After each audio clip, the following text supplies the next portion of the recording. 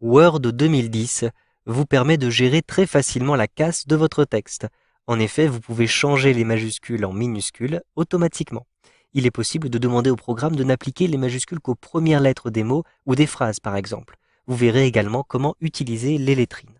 Vous avez ici par exemple 2 paragraphes qui sont entièrement en majuscules. Je vais les sélectionner pour modifier la casse. Puis je me rends à l'intérieur de l'onglet Accueil. Vous avez à cet endroit-ci un outil qui permet de modifier la casse du texte sélectionné. Je clique à cet endroit-ci. Je souhaite avoir des minuscules partout par exemple. Je sélectionne donc minuscules comme ceci. Pour avoir tout en majuscules, je clique à nouveau sur l'outil et je choisis majuscules. Sachez que vous pouvez avoir des majuscules uniquement en début de chacun des mots. Je clique ici sur l'outil casse et je choisis première lettre des mots en majuscules. Un simple clic.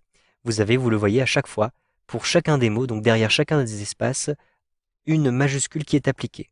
Vous pouvez, pour un effet de style, choisir par exemple d'inverser la casse. Cela peut être utile aussi notamment lorsque vous avez gardé le verrouillage de votre clavier et que vous avez écrit sans regarder l'écran. Vous avez donc écrit plusieurs phrases et vous avez inversé les majuscules et les minuscules. Vous pouvez rétablir la bonne casse en choisissant à cet endroit-ci inverser la casse. Un simple clic et vous avez la casse qui est inversée.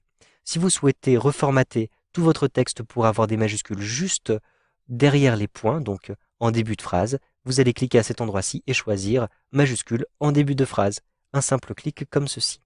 Donc vous le voyez, j'ai maintenant des majuscules uniquement en début de phrase et derrière les points. Je souhaite maintenant avoir un D majuscule à cet endroit-ci sous forme de lettrine, c'est-à-dire une majuscule qui s'étale sur plusieurs lignes. Je vais donc sélectionner le D comme ceci et je vais retrouver l'outil de lettrine. Je me rends à l'intérieur de l'onglet Insertion, puis je retrouve ici sur la droite l'outil lettrine. Un simple clic, vous pouvez choisir une lettrine dans le texte ou une lettrine dans la marge. Je vais choisir une lettrine dans le texte simplement pour obtenir une lettrine à cet endroit-ci. Vous pouvez ensuite personnaliser cette lettrine. Je clique sur la petite flèche en face de lettrine, puis je choisis Option de lettrine. Ici, vous pouvez choisir la police qui sera utilisée. Donc je clique sur la liste et je vais par exemple utiliser la police Times New Roman. Je clique dessus pour la sélectionner. Choisissez le nombre de lignes qui sera couverte par cette lettrine. Donc par exemple, cliquez sur la petite flèche vers le haut pour augmenter ce nombre de lignes.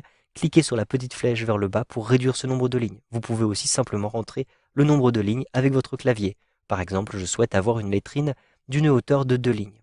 Choisissez ensuite la distance entre votre lettrine et le texte. Ici, vous le voyez, il n'y a aucune distance puisque le bord de la lettrine correspond au début du texte.